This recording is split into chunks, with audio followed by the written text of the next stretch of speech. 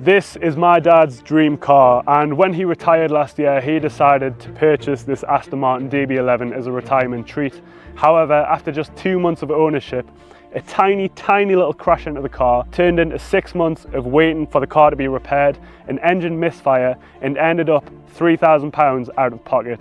Can't believe it. Everything's going from bad to worse. In this video, I'm going to tell you exactly why this Aston Martin, the dream car, turned into a nightmare.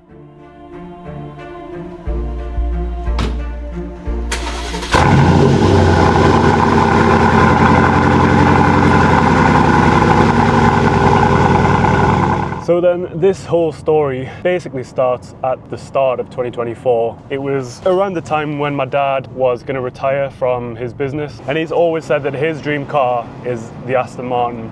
I said to him, you've worked very hard for the last 30 years, you've always wanted an Aston Martin, you need a new car because you have to give back the company car, so why don't you just treat yourself a little bit for your retirement? So we made the trip to Aston Martin Newcastle and decided to test drive this exact Aston Martin DB11. And straight away, after he drove the car, he got out and he said, yes, I'm sold, I want to buy it. So he ended up buying the car, and to be honest, he was a bit petrified of driving it at first because, you know, it's quite an expensive car. He wasn't really used to driving something like this, which is basically, it's borderline supercar, but it's more of a super GT car. So he spent 2 months of driving the car and he started to get relatively used to it, and he was starting to fall in love as well. Some of that fear started to disappear because he just loved how the car felt to drive so much.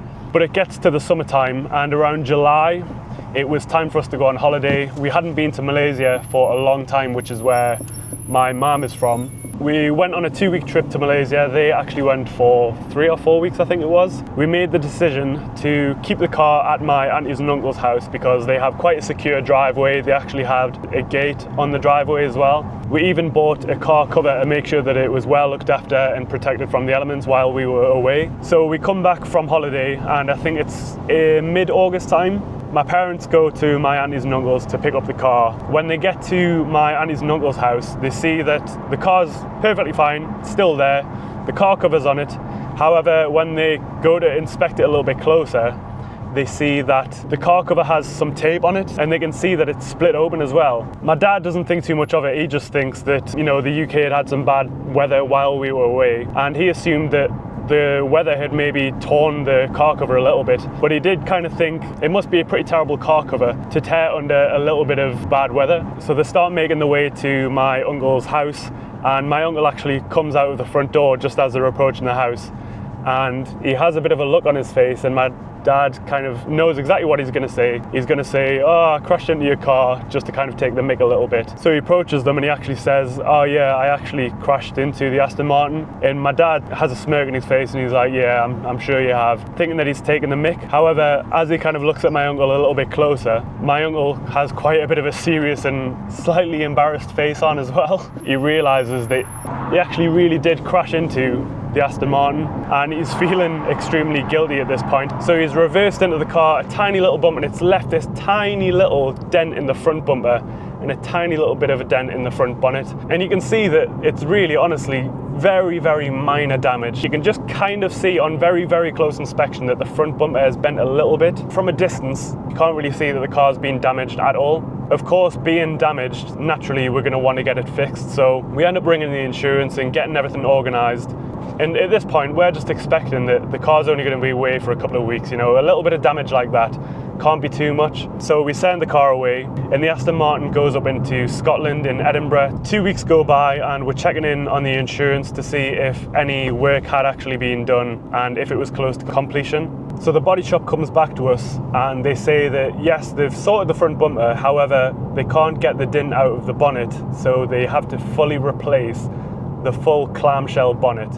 Now, I honestly thought that they would have just been able to take the tiny little dent out of the bonnet with a dent specialist. However, because they had to order a brand new bonnet, apparently there was a 15-week waiting list just to get a new one of these. So we end up spending about three 3 or 4 months waiting for the brand new bonnet to come, and it just seems like this garage is quite incompetent. We're constantly back and forth on the phone trying to get checkups of when we're going to get the car back, and it just seems they have no clue what they're doing. Now, these bonnets are obviously relatively special. As you can see, it's a clamshell bonnet. I can understand that they'd be hard to come by, but 15 weeks seems a little bit excessive. But we end up waiting for the bonnet anyway, and at this point it's coming around December time, and they say that they got the bonnet and they're putting it on. They've already put the new bumper on by this point. And then finally, once the bonnet is on, they say that they have to do wheel alignment, which seems to add on another month for some reason. So now we're in January, we're waiting for the car still, and we're on the phone pretty much every single day trying to get the car back, because my dad at this point had absolutely fallen out of love with the car.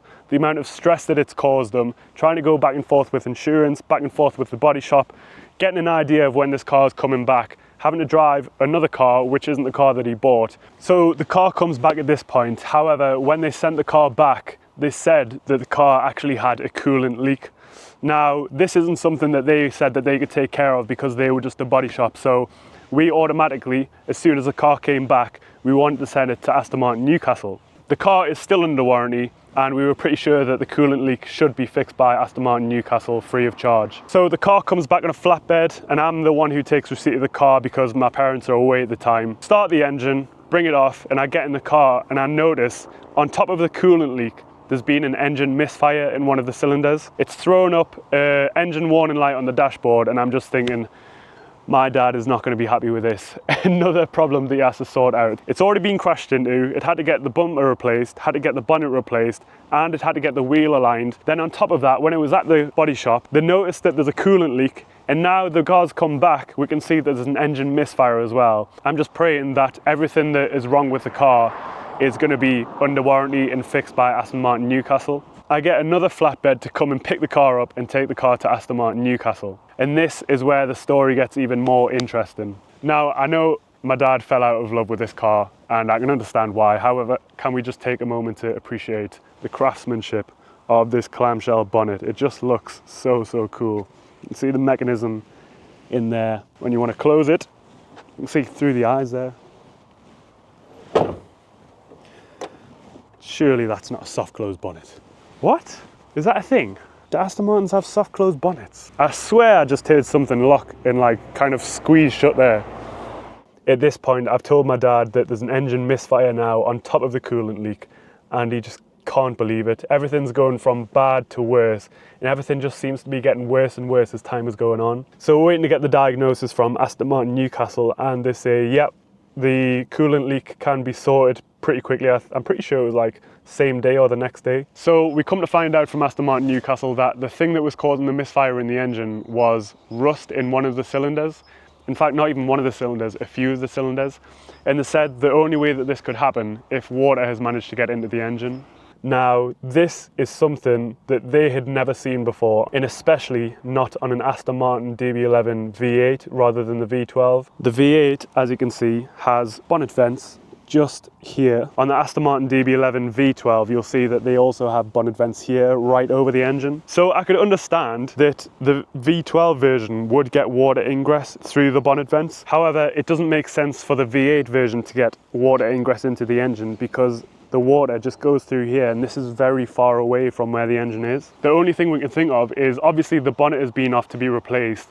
Maybe the body shop has had the bonnet off for so long that they've actually allowed moisture to get into the engine bay. Or alternatively, they've decided to open the bonnet and decided to jet wash the engine bay to make it clean. Now, obviously the car's been sat there for 6 months not getting any use, so naturally if any moisture gets in the engine, rust is going to occur. And the worst thing of all is, when Aston Martin Newcastle came back to us and said whether they can fix it or not, they said yes, they could fix it.